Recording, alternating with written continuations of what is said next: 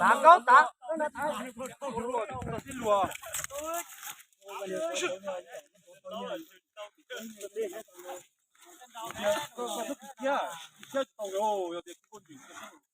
Ôi chụp bà đồ. Kiông nào kia rõ lực nó dùng tập tôn lột tôi. Giờ cái này kia đi trừ cái to đấy mà nó này.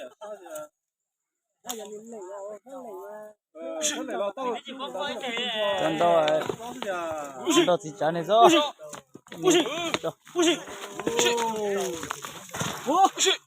Làm lạnh nữa. Cho bài. Nếu mà tôi đâu tái sửa đâu cũng không à. Cái gì ạ? Đó này nó khỏi con này kìa. Cái này mày đó. Cái này rồi đi cho ai thì tôi bỏ con này.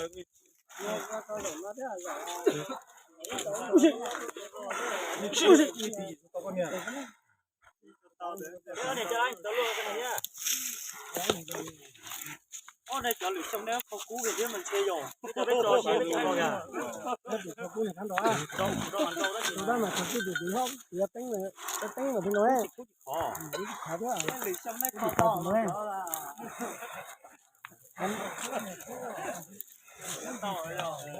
Là con dâu mà nha, cho mình mảnh độ ai mình nói.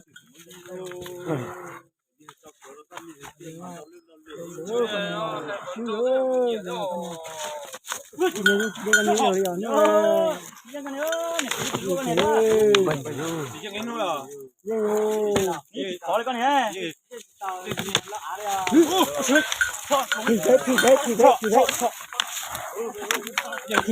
giờ mấy tối thì mà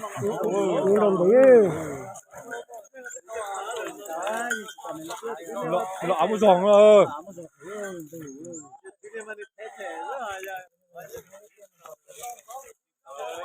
Đó này nó tên nó như nhó này chơi một cái hồng nữa nè. Trời chơi cho trời đấy thì li. Chơi trong mà đánh chó, chơi trong mà tá thế.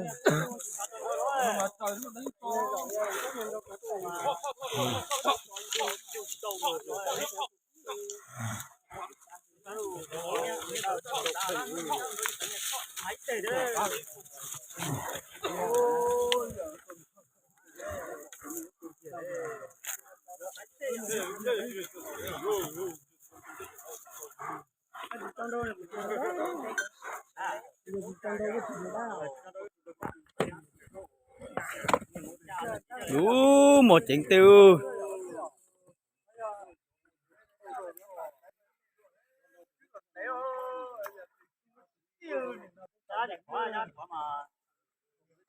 Đó nè mà đôi chuột có tí chuột đấy.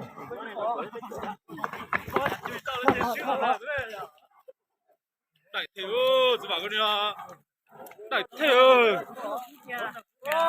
Ôi, giờ nó chia có đâu cô.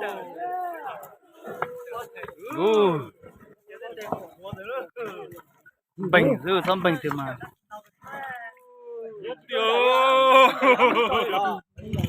Rồi nó cũng tôi sai thể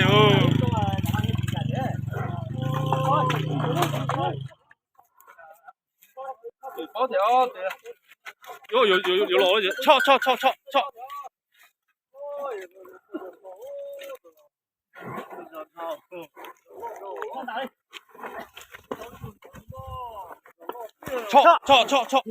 Gì vậy? Tao tìm một đó.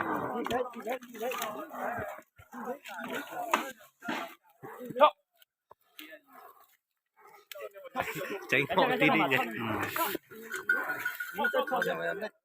Không ngại rồi. Không ngại à. Thực phố thì Ra bánh nữa lên. Sẽ lên thì luôn à.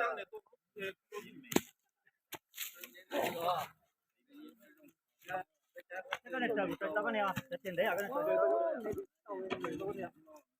Đá nhỏ rồi đó, nhỏ tao kìa. Ôi, ta đã chụp cò. Giờ chị hai ơi.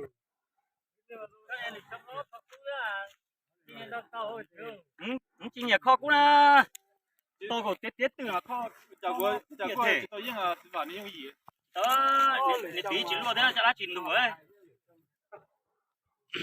cái cho lì xung đã cho đồ gì nó ô lì xung rau cho chín đến rồi lì xông mà trộn rồi xung mà đồ gì đấy nhưng mà bây giờ xem đấy như của xuyên thế thế nào xem đấy mà tin thật đó đấy như tớ có như tớ này thì uống cái đó à ôi thật bắn luôn rồi nó nhỏ thế nó nhỏ tao kìa cái nhỏ á nhỏ nhá bắn luôn rồi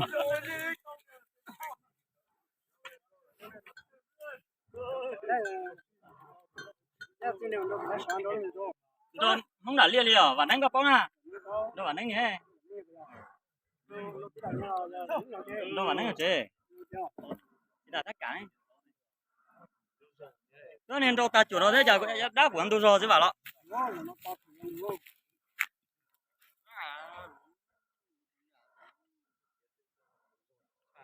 chẳng cho bao nè quay ra rong ấy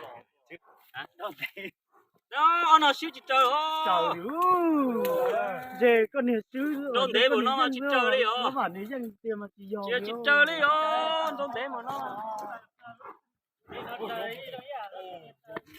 nếu là phát tay là nếu mình đổ tay mình đổ tay á mình đổ tay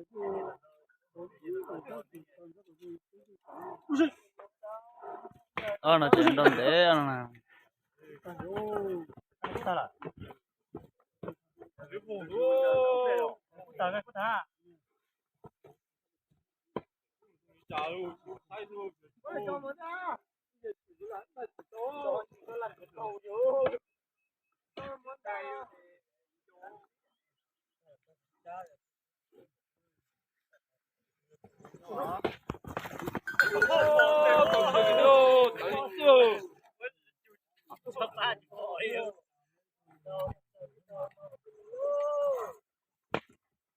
cố cố thiệt chứ mà chắc là tiền chạy mua kia rất là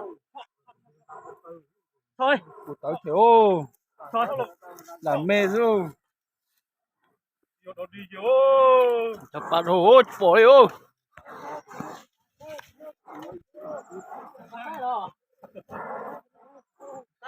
tay à không là khi số tăng à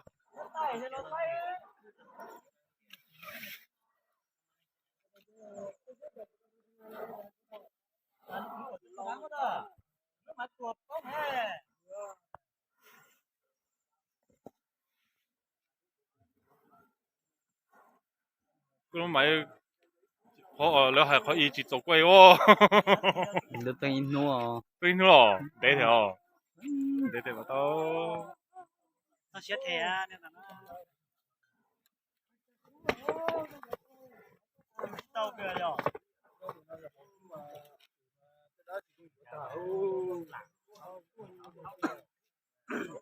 chẳng cho bao tiền nè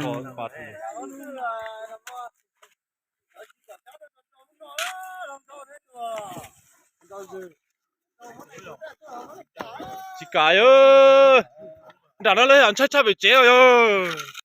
nó lớn nó tao nhìn lộ cũng nhiều mà hai cho nó lớn hai chắc chao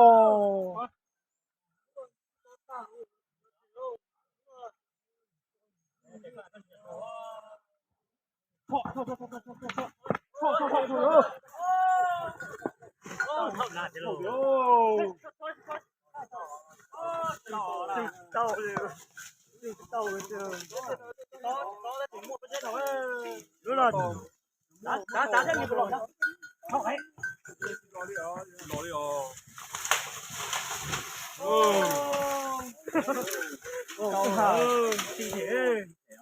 mỗi ngày lúc sẽ đó thôi đó gì lúc sẽ đó Giật gì mà chắc cái lúc xe đó cái thiếu thiếu là có tí.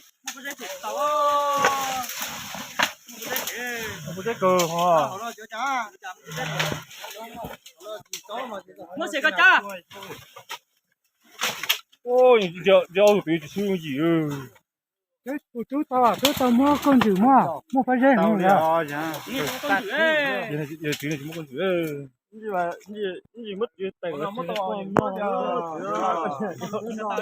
mua cháu ấy đó chị à cô kể tao cái tàu là nè cô kể tao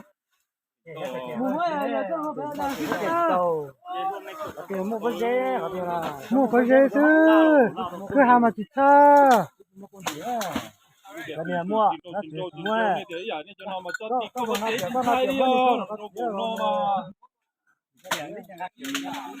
tôi biết thôi chứ đâu tao mới chỉ tao nó bán nhầm lại tại tao cái đầu tiên tao lại chơi là thao nè tao chỉ tao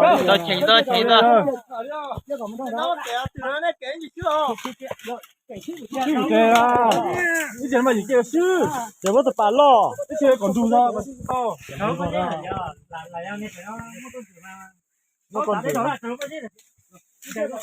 lấy thằng nhớ tao để đấy cả tôi lấy thằng tao này thằng nhớ lúc cái gì kiểu nó có dễ rồi tôi phải nó làm con chữ mà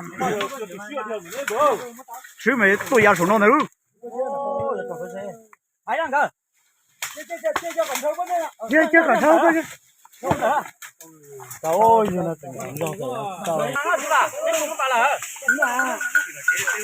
tao chơi còn lo nữa chưa còn lo tao kế chứ chưa còn lo tao kế đó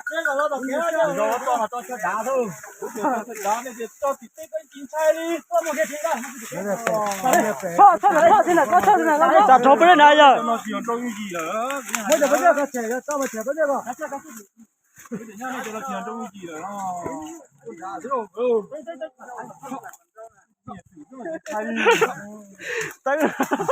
giờ chụp bên này là con này chiếu à mua có xíu đâu có họ à mua bên đây là con giá tối